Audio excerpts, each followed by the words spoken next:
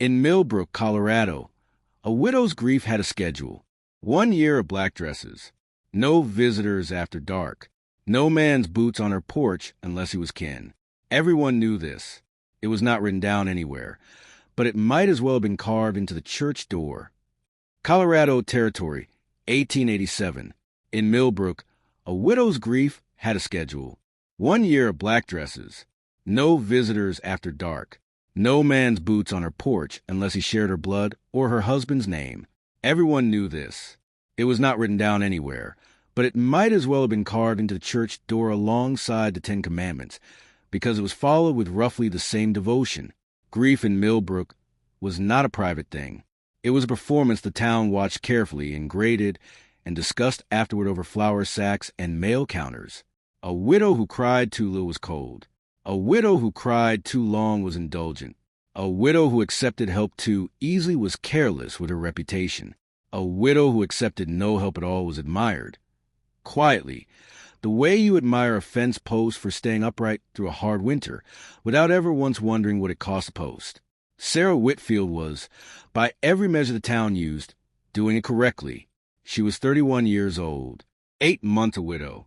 She had a 6-year-old son named Jonah, with his father's stubborn chin and his mother's watchful eyes, and she had 40 acres of wheat and pasture that had belonged to Daniel Whitfield's family for 2 generations, and which now belonged on paper and in every practical sense to her. She had not asked for help, not with the harvest, not with the fences, not with the roof, especially not with the roof. It had started leaking in July, a slow drip in the corner of Jonah's room that she caught in a tin bucket and told herself she would deal with properly once the harvest was in.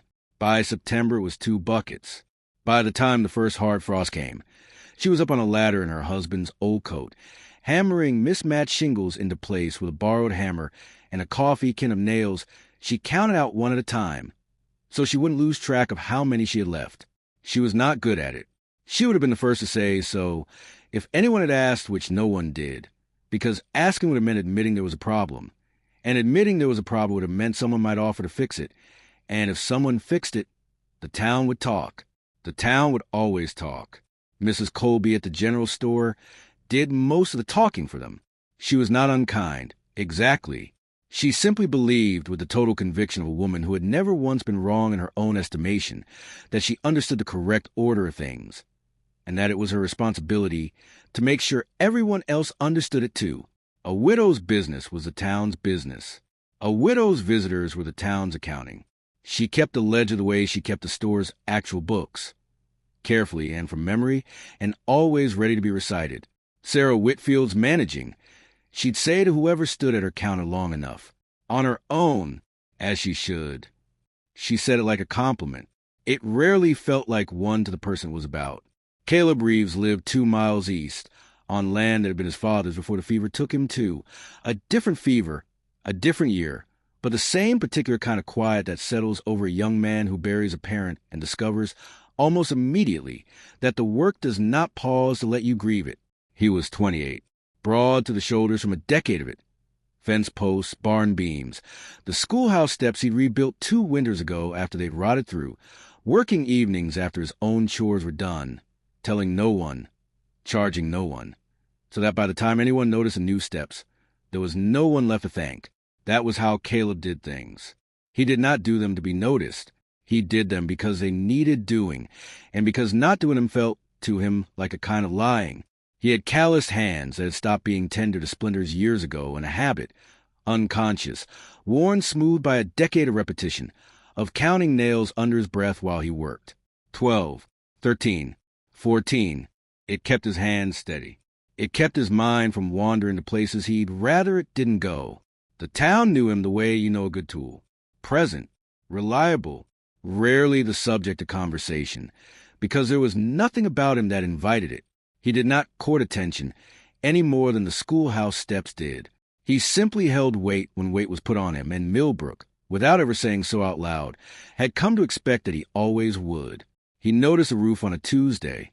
He'd been mending his own fence line, the one that ran along the low ridge separating his land from the Whitfield property, and he'd straightened up the stretches back the way a man does after an hour bent over the same task, and his eyes had gone, without any particular intention, to the shape of Sarah Whitfield's house against the gray autumn sky. And he saw it. The gap in the shingles on the north side, dark and uneven, like a tooth knocked loose. The kind of gap that didn't happen overnight. The kind that had been there for weeks, patched from the inside with whatever she could reach, growing worse with every storm that came through. He looked at it for exactly as long as it took him to understand what he was looking at. Then he went back to his fence.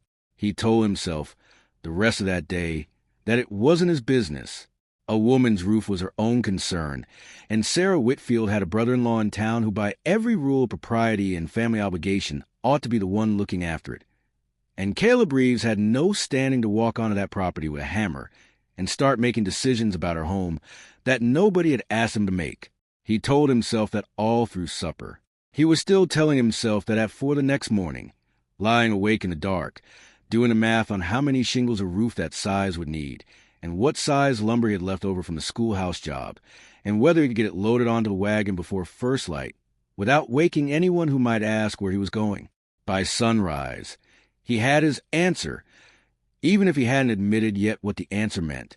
He was on the road before the frost had burned off the grass, wagon loaded, and he did not let himself think too hard about the fact that he had not sent word ahead. Sending word would have given her the chance to say no, and some part of him, a part he was not yet honest enough with himself to name, did not want to give her that chance. She was in the yard when he pulled up, feeding the chickens, and she stopped with a feed bucket still in her hand, and looked at him the way you look at something that doesn't fit into the shape of your morning. Mr. Reeves. Ma'am. He climbed down, not hurrying, the way a man moves when he's trying not to make a thing feel bigger than it is. Notice your roof from my side of the ridge. Figured I'd bring some lumber by, in case you were still meaning to get to it. It was, both of them understood, a generous kind of lie. He had not noticed it in passing. He had gone home and lain awake over it. But it was a kind of lie that let her say yes without owing him anything for it, and she took it, because pride is a heavy thing to carry alone, and this was one small corner where she was being offered permission to set it down. I was going to get to it, she said, which was also, in its way, a generous kind of lie. I expect you were. He didn't smile exactly, but something in his face eased. Mind if I take a look? She minded, not because she didn't want to help. Some tired, honest part of her wanted it more than she'd admitted to anyone, including herself, but because she knew, with the same certainty she knew the sun rose in the east, that Mrs. Colby would hear about this by Thursday, and that by Sunday there would be a version of the story circulating that had very little to do with a roof. But Jonah's room had 2 buckets in it, and the nights were getting colder, and pride, she was learning, made for a very poor blanket. I'd be obliged, she said. He was up on the roof within the hour, and she stood below for a while, handing up shingles where he called for them, and then went back inside because it felt strange, somehow, to simply watch him work, like she was staring at something she hadn't been given permission to stare at. She busied herself with Jonah's schooling instead, half her attention on the lesson book and the other half on the steady, unhurried rhythm of hammering overhead. 12, 13, 14. She didn't know, that first day, that he counted. She would learn it later.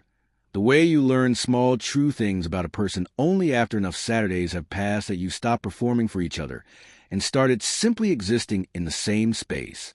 Because he came back the following Saturday, and the one after that, he told her the first time that he wanted to check the work had held through the week's weather, which was true and reasonable, and gave neither of them anything to examine too closely. He told her something similar the second time. By the third Saturday, neither of them offered a reason at all, and neither of them asked for one.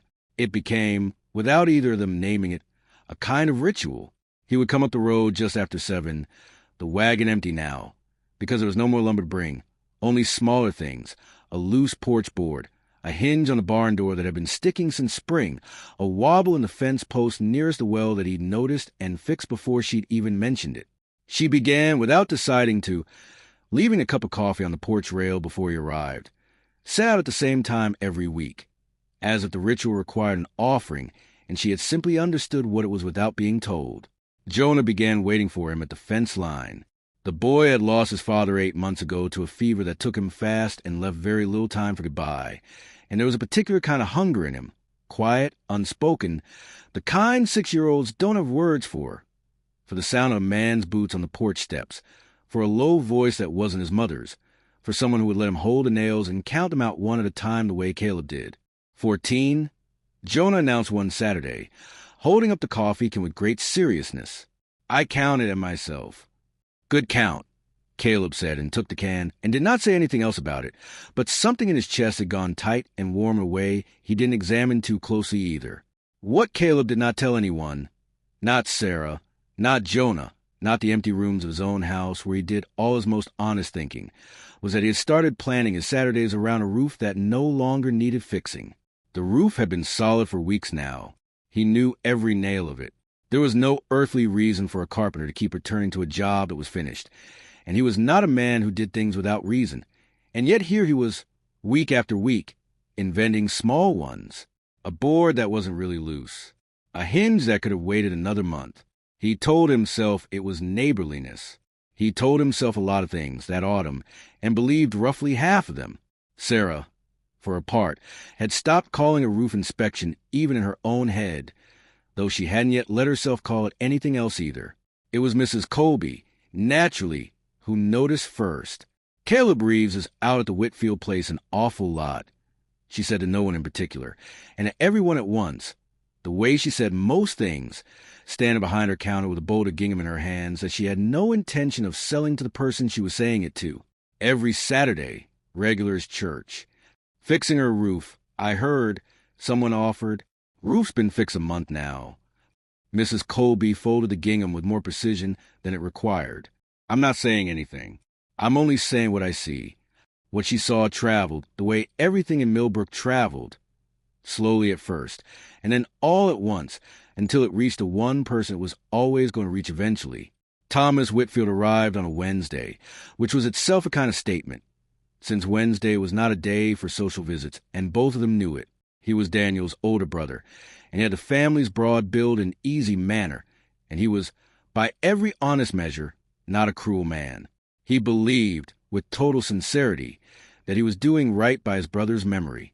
He had a house in town with room enough, a respectable position at the bank, and a genuine conviction, the kind that comes wrapped so tightly in good intentions that the person carrying it never has to examine what's actually inside, that a widow alone on 40 acres was a problem waiting to happen, and that problems, once identified, ought to be solved. He sat at her kitchen table with his hat in his hands, and his voice pitched low and careful, the voice of a man delivering news he believes is kind. I've been thinking on this a long while, Sarah, longer than you know. He turned the hat in his hands, once. The farm's too much for one woman and a boy. I'm not saying that as a criticism. I'm saying it because it's true, and because Daniel would want someone looking after you properly. I am looking after myself properly, Sarah said, and there was an edge in it she hadn't quite intended to let through. You're managing. He said it the way Mrs. Colby said it, though he didn't know that, and wouldn't have recognized a resemblance if he had. Managing isn't the same as being cared for. I could take the land off your hands, a fair price, more than fair family price, and you and Jonah could have a house in town, proper walls, proper neighbors, no roof to worry after, no fences, no wondering if the well's gone dry. He said it kindly. He believed every word of it, and that was, in its way, the hardest part, that there was nothing to argue in his tone, nothing cruel to push back against, only a quiet, reasonable-sounding erasure of everything she had spent 8 months proving to herself she could hold on to. And if I say no, then I'd worry for you. He said it simply, without threat, which somehow made it worse. That's all. I'd worry. She did not answer him that afternoon. She poured his coffee and let him talk about the price of wheat and the coming winter and how much easier things would be. And she nodded in the places nodding seemed expected. And she felt something in her chest pull tight and small, the particular ache of being offered a kindness that would cost her everything she had left of Daniel, everything she had built with her own 2 hands since he'd gone, everything Jonah was learning without either of them naming it, from a Saturday morning. Carpenter who counted nails under his breath. When Thomas left, he told her to think on it. He told her there was no rush. He told her at the door that he only wanted what was best. She stood on the porch a long while after his wagon had gone, looking out at the fence line where a 6-year-old boy would be waiting again in 3 days' time, and at the roof that no longer leaked, and at the coffee cup still sitting on the rail from the last Saturday, washed and returned and waiting for the next one. She had a decision in front of her. And for the first time since Daniel died, for the first time in 8 long, careful, correctly grieving months, she wasn't sure which answer was a safe one anymore. He heard about Thomas Whitfield's visit the way he heard most things that mattered, secondhand, at the feed store, from a man who didn't know what he was handing him. Thomas made Sarah Whitfield an offer. The man said, hefting a sack of grain onto his shoulder, conversational, unaware. Fair one, from what I hear. House in town, land off her hands. Good for her, I'd think. Woman alone out there. Caleb kept his eyes on the ledger he was signing. He kept his hand steady enough that the signature came out the same as it always did. But something in him had gone very still. The way a man goes still when he's just watched the door he didn't know he was standing in front of begin, quietly, to close. He told himself, walking back to his wagon, that this was good news, that it was, in fact, exactly the kind of news a reasonable man ought to be glad to hear. Sarah Whitfield had a boy to raise and a farm that would only get harder to manage as the years wore on, and a brother-in-law with a house in town, and a fair price, and every claim in the world to be the one looking after her. The way family was supposed to. He told himself this the whole ride home. He was still telling himself this 3 days later, on a Saturday morning, standing in his own barn with the wagon unhitched, the lumber shed empty, no reason left to load anything onto it all. He stood there a long while, looking at nothing in particular, and understood, in the plain, unsparing way he understood most things about himself, that he had been about to go anyway, reason or no reason, that some part of him had already decided weeks ago that Saturday mornings belonged on that road, and it had taken Thomas Whitfield's offer to make him see how far past reasonable he'd already traveled. He did not go that Saturday. He told himself it was the right thing. He told himself Sarah needed stability now, not a carpenter's boots on her porch feeding a town's worth of talk while she was trying to make the most important decision of her life. He told himself Thomas could give her things he never could, a house that didn't leak, neighbors who wouldn't count her visitors, a name that already belonged to her son. He told himself all of this, and some of it was even true, and none of it made the following Saturday any easier to sit through alone in a house that had started to feel too quiet without a 6-year-old boy's voice calling out nail counts from the yard. He went to see her on a Tuesday instead. Not a Saturday. Deliberately not a Saturday, as if changing the day might change what he'd come to say. She met him in the yard, same as always, though there was a new carefulness in the way she watched him climb down from the wagon, as if she'd already sensed, before he said a word, that something in the shape of things had shifted. Mr. Reeves. It was the first time in weeks she'd called him that instead of Caleb, and he felt it land exactly the way she'd meant it to, a door easing shut on both sides at once. Ma'am. He didn't take his hat off. He held it instead, turning the brim slowly between his fingers, a habit she hadn't seen in him since that very first morning. Heard Thomas made you an offer. He did. It's a good one. He said it evenly, the way a man reads out a fact he's already decided not to argue with. House in town. No roof to worry after. Family looking out for you, and the boy properly. He looked past her, toward the north side of the house, toward the shingles he'd set with his own hands weeks ago and hadn't needed to touch since. That's more than I can offer you. Roof repairs and Saturday mornings. That's not enough to build a life on. Not for you. Not for Jonah. Caleb. Thomas is right, he said, before she could finish it, and his voice was level and calm and gave away nothing at all. You need someone who can offer you more than roof repairs. His hand, on the brim of his hat, had gone white at the knuckle. She saw it. She was standing close enough to see it. The way she'd once stood close enough to see the tremor in his hands the day he'd first come with lumber, and she understood, with the particular clarity of a woman who had spent 8 months learning to read this one specific man, that his voice and his hands were telling her 2 entirely different things, and that he had chosen, deliberately, to let the voice win. Is that what you think? She said quietly. Not quite a question. I think it's the truth. He put his hat back on. His hand, when he reached for the wagon rail to steady himself climbing up, was gripping it harder than the step required. "You take care, Sarah. You and the boy both." He drove away without looking back, which took more of him than she would ever know, and she stood in the yard a long time after the dust had settled, one hand resting on the porch rail, where a coffee cup had sat every Saturday morning for 2 months and would not, this week, sit there at all. I want to stop here, just for a moment, because I think it's worth naming what's actually happening in that yard. Caleb isn't leaving because he doesn't want to stay. He's leaving because he's decided, somewhere in the quiet of his own head, that wanting to stay isn't the same as having the right to. That's not sacrifice. That's a man mistaking his own worth for a math problem and getting to some wrong on purpose because the wrong answer feels safer than the right one. And Sarah sees it. She saw it in his hands before he'd finished the sentence. This story has traveled a long way to reach you tonight, into homes across the world, in more places than I could ever have imagined when I started telling it. So tell me, where are you watching from this evening? Drop it below. I read everyone. Now, back to Millbrook. Because Caleb Reeves was about to learn that some rules are only kept because no one's ever needed to break them. The autumn social was held at the church hall on the last Saturday of October, the way it was every year. Long tables of food brought by every family in the county, lanterns strung along the rafters, a fiddle player who knew exactly 4 songs and played all of them twice.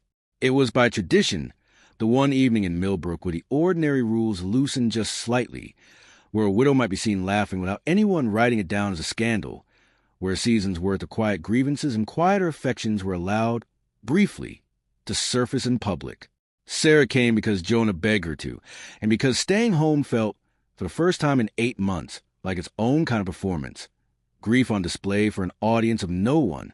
She wore a dress that wasn't black, not quite, a deep gray that toed the line of what was permitted, and she told herself she was only doing it for the boy.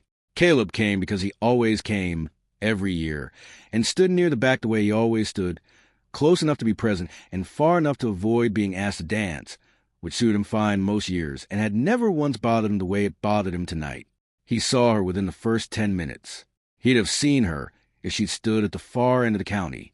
She was near the food tables, Jonah tugging at her sleeve, laughing at something the boy had said, and for a moment, one unguarded, unarmored moment, she looked like a woman who had forgotten, briefly, to carry anything heavy at all. And then her eyes found the back of the room, the way eyes do when they've been trained by weeks of habit to look for one particular shape among many, and she saw him standing there alone at the edge of the lantern light, watching her with an expression he did not know he was wearing. She excused herself from the conversation she wasn't really part of anymore. She crossed the hall the way a woman crosses a room when she has stopped deciding whether to and started simply doing it, past the tables, past Mrs. Colby's watching eyes, past Thomas Whitfield, who saw her go and understood, with a small private wince, exactly what he was watching. "Mr. Reeves," she said when she reached him, and there was something almost wry in the way she used his surname, a small private joke between the two of them about the last time she'd said it and what it cost them both. Sarah. She didn't waste time on the weather or the fiddle player or any of the small talk the evening was built for. "I didn't fix that roof myself, Caleb. I could have." Her voice was quiet, but there was no hesitation in it. The voice of a woman who had spent 3 weeks deciding to say this and had run out of patience for deciding. "I know how to hold a hammer. I know how to count shingles and measure a gap, and I've mended worse than that roof with my own 2 hands before you ever drove up that road." "Sarah, I didn't want to," she said. "That's the truth of it. I let you keep coming back to a roof that didn't need you anymore, because I wanted you to keep coming back. And then Thomas made his offer, and you decided, all on your own, without asking me a single thing about what I wanted, that the right thing to do was to stop." He looked at her for a long moment. The fiddle player started his 3rd song, which was really his first song again, and neither of them noticed. "I thought," he started. "I know what you thought," she said, and there was no anger in it, only a kind of tired, patient clarity. "You thought Thomas could offer me more. You thought a house in town was worth more than Saturday mornings. You didn't ask me which one I'd choose. You just decided for me, the way every man in this town has been deciding things for me since Daniel died, and I am so very tired of being decided for, Caleb." She let that sit there between them, unfinished, the truth stated but not yet fully landed, the way a stone is thrown and hangs, for one impossible second, at the very top of an arc before it has to come down. Then Jonah called for her from across the hall, some small emergency involving cake. And she went, because a mother's obligations do not pause for the shape of conversation, and Caleb was left standing at the edge of the lantern light with a truth he did not yet know what to do with. He drove home that night, turning her words over and over, the way he counted nails, methodically, unable to stop. I wanted you to keep coming back. He did not sleep well. He told himself he would go to her Saturday. He told himself, for the first time in 3 weeks, that he had run out of good reasons not to. He did not get the chance to decide on his own terms. The storm came 2 nights later, and it came without the courtesy of warning. It had been building all afternoon, a green-gray heaviness low on the western ridge that the older farmers read correctly and the younger ones ignored. And by full dark it had arrived in earnest, wind first, tearing sideways across the flat land with nothing to slow it. And then rain, and then something worse than rain, a hard, driving hail that hammered the roofs of Millbrook like 100 small, angry fists. In the Whitfield house, Jonah had gone down with fever that afternoon. Nothing dramatic at first. The ordinary heel boy who'd been playing too long in the cold. And Sarah had put him to bed with a cool cloth and thought little of it, the way you think little of small things until the night proves you wrong. By 9 o'clock, he was burning. She sat beside his bed with the cloth and a basin of water gone lukewarm from use, watching him toss against the pillow, murmuring things that didn't make sense. And she was doing the arithmetic every mother does in that particular hour. How bad, how fast, how far to the doctor in weather like this, whether to risk the road or risk the waiting. When she heard it, a crack, sharp and wrong, from somewhere above her, the new section of roof. The section Caleb had built with his own hands in the first week of their acquaintance had held through every storm since. It was not built to hold through this one. Something in the framing gave under the weight of wind and ice together, a beam shifting where it should not shift, and a thin, cold line of rainwater began to trace its way down the wall of Jonah's room, exactly above his bed. She could not leave him. His fever had climbed past anything she'd seen before, and his breathing had gone shallow and quick, and every instinct in her screamed that leaving his side, even for the minutes it would take to see what was happening above them, was a risk she could not take. But the beam groaned again, louder, and she understood, with a cold clarity that had nothing to do with the fever in the room, that if it gave entirely, it would not simply leak. It would come down, on the bed, on her son. She was alone. She had been alone in this house for 8 months, and she had told herself in the town and Thomas Whitfield, and herself again, that alone was something she could manage. She did not know, in that moment, if it was true any more. She lit a second lantern with hands that would not quite stay steady, some instinct older than reason telling her to carry more light into the dark, and she moved between the bed and the window, and the ceiling and back again, unable to choose, unable to leave, the lantern swinging wildly with every desperate motion she made. 2 miles east, in a dark house with a window facing west, Caleb Reeves could not sleep. He told himself later it was a storm. He told himself it was worry over his own barn roof, his own fences, the ordinary concerns of a man alone in bad weather. But he was standing at his window before he consciously decided to stand there, looking out across 2 miles of storm-lashed dark toward a house he had spent 3 weeks deliberately staying away from, and what he saw stopped every excuse in his chest at once. A light, moving, wrong. Not the steady glow of a lamp left burning on a table. A lantern carried, swinging, jerking side to side in a pattern no ordinary evening produced, the unmistakable rhythm of someone moving in fear, moving in crisis, moving the way a person moves when they don't have a free hand left to hold anything steady. He did not stop to put on his coat properly. He did not stop to consider that it was not his place, that he had told her 3 weeks ago she needed someone who could offer more than roof repairs, that the correct and reasonable thing was to wait to be asked. He didn't wait to be asked. He'd spent 8 months waiting to be asked. He rode the 2 miles, and whether no sane man would have chosen to ride in, the wind coming at him sideways hard enough to lean the horse off its line, hail stinging every bit of skin he left uncovered in his hurry. He did not remember, later, deciding to go faster. He only remembered the light in that window, swinging wrong, and the 2 miles feeling longer than any distance he'd traveled in his life. He was off the horse before it had fully stopped, into the yard, up the porch steps 2 at a time, and he didn't knock. He pushed the door open and called her name into the house, and heard her voice come back thin and stretch from somewhere upstairs. Caleb. The roof? It's the roof. I can't leave him. And he understood everything he needed to understand in that single broken sentence.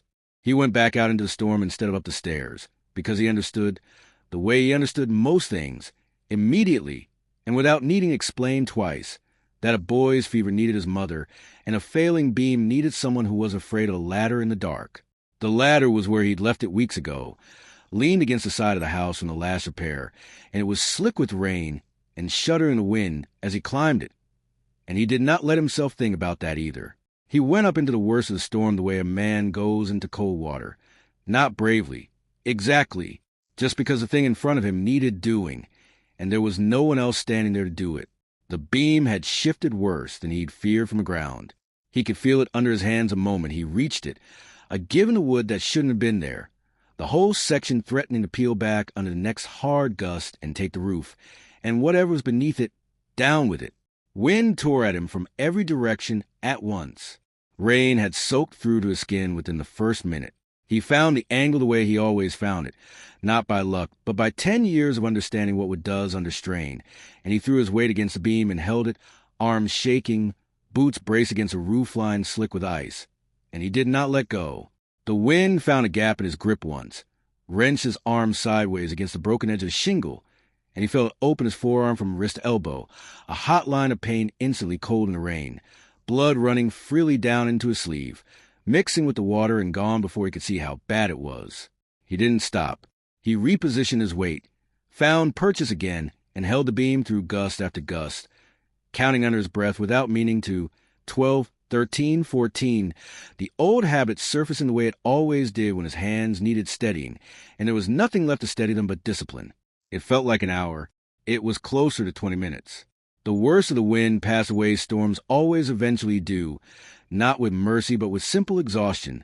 And when it thinned enough that the beam held on its own weight again, Caleb climbed down a ladder he could barely feel his hands on, into a yard turned to mud, and stood there a moment in the last of the rain, breathing hard, his forearm burning, before he went back inside.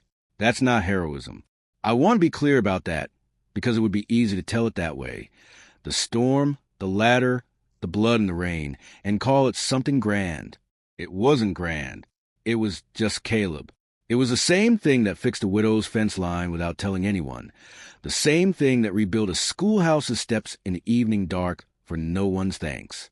He didn't go up on that roof to be seen doing it. There was no one to see. He went up because the beam needed holding, and he was the one standing closest to it who knew how. Inside, Jonah's fever had broken. It happened, as fevers sometimes do, all at once and without warning. The boy's breathing easing, his small body finally going slack with real sleep instead of the restless, half-conscious tossing of the hour before, right around the same time the wind outside had begun to loosen its grip on the house. Sarah didn't know, in that moment, whether to credit the medicine or the cool cloth or simple luck, and she didn't much care. She only knew her son was breathing easy for first time in hours, and that the house had stopped groaning above her, and that there was a man standing in her kitchen doorway, soaked to the skin and bleeding. Caleb. She was across the room before she'd finished his name. "It's fine," he said, which was not true, and which he disproved simply by taking his arm in her hands and turning it toward the lamplight, where the gash along his forearm showed itself in full, deep enough to need stitching properly come morning, ugly enough to have soaked his sleeve through. "Sit down," she said, in the voice she used with Jonah when he'd fallen and didn't want to admit it hurt, and Caleb, who had held a beam against a full storm without flinching, sat down at her kitchen table like a man twice his age and let her tend to him. She worked in silence for a while, cleaning the wound by lamplight with hands that had gone steady now that there was something concrete to do with them, wrapping clean linen around his arm with the same careful, practical competence she brought to everything: the roof, the harvest, the 8 months of managing alone that the whole town had watched and graded and called correct. Outside, the storm had thinned to ordinary rain, steady and unremarkable against the windows, the kind of sound that made a kitchen feel smaller and warmer than it was. She tied off the linen. She didn't let go of his arm. "Stay until morning," she said. "Please." It was not a command. It did not come out with any particular weight, the way a bigger request might have. It came out quiet, almost apologetic, the voice of a woman asking for something she had spent 8 months telling herself she was not allowed to want. But Caleb heard everything underneath it. He heard 8 months of a house too quiet after Jonah went to sleep. He heard a woman who had been praised by an entire town for needing no one, finally admitting, in the smallest possible words, that she did. "I didn't want to fix any of it myself," she said, and her voice had gone lower now, rougher. "The roof, any of it. Not since you started coming on Saturdays. I let you keep believing I needed a carpenter, because it was easier than telling you what I actually wanted." He looked at her for a long moment, rain still running quietly down the windows behind her, his bandaged arm resting in her hands. "I told you Thomas was right," he said. "I told you that because I didn't think I had the right to want this. Any of it. You, the boy, Saturday mornings. I told myself a man who fixes fences for a living had no business wanting more than that from a woman like you." He turned his hand slightly under hers, an admission more than a gesture. "I was wrong about that." She didn't say anything right away. She didn't need to. She sat down across from him at her own kitchen table, in a house that had nearly come apart above her that night, and let the silence hold what neither of them had finished saying out loud. And outside the rain went on being ordinary rain, and inside, for the first time in 8 months, the quiet didn't feel like something she had to survive. Thomas Whitfield came by the following afternoon, as he'd said he would, expecting an answer. He found the roof properly holding. He could see even from the yard, the new section braced with fresh timber that hadn't been there 2 days before, and he found Sarah on the porch with color back in her face and a steadiness in her eyes he hadn't seen since before Daniel died. And he found, standing near the bar with his sleeve rolled back over a fresh bandage, the reason for both. He didn't need to be told anything. He stood in the yard a moment, taking a hold of it, the roof, the boy playing nearby with a coffee can of nails, the way Sarah's hand rested easy on the porch rail instead of gripping it, and something in his face settled into an understanding he hadn't expected to arrive at so plainly. "I came out here to fix a problem," he said, not bitterly, more to himself than to her. Turns out somebody already found the actual one. He looked toward Caleb, and there was no rancor in it, only a kind of rueful respect. "I was offering you a house that didn't leak. He gave you one that held." He put his hat back on. "I expect that's worth more." He didn't stay long after that. He left the way a man leaves when he's lost an argument he never should have started, gracefully, without needing to be told twice, and Sarah watched his wagon go and felt, for the first time in 8 months, that she had made a decision entirely her own. Spring came to Millbrook the way it always did, slow and then sudden, and by April there were 2 coffee cups on the porch rail every morning instead of 1, set out before first light, without either of them needing to ask, a ritual that had stopped being an excuse a long time ago and had simply become the shape of their days. Jonah didn't call him Mr. Reeves anymore. He hadn't for months. It had happened so gradually that neither Sarah nor Caleb could have named the exact morning it changed, only that one day the boy was calling out from the fence line with a different word entirely, and neither of them had corrected him. The roof held through every storm that followed. It was the strongest part of the house. Everyone said so, though only 2 people ever really knew what it cost to make it that way. Caleb didn't fix that roof because he wanted a wife. He fixed it because it needed fixing, the way he fixed everything without announcement, without asking anything in return. And a woman who had spent 8 months being told exactly what her grief was supposed to look like finally let herself want something the schedule never allowed for.